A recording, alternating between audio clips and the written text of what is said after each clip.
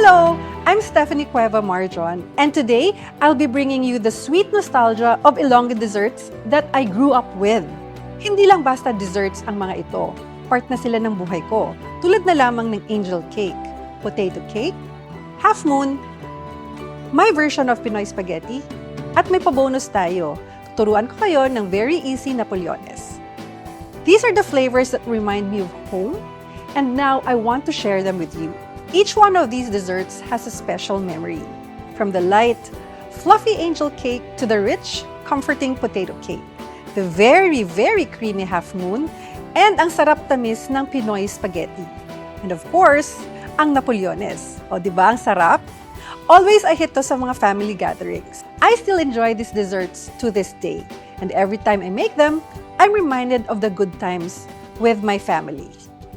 So whether you're in the Philippines or nasa abroad man kayo, these desserts will take you back to those happy memories.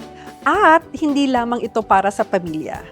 These Ilonggo classics are perfect for sharing with others, whether you're selling them or giving them away as gifts.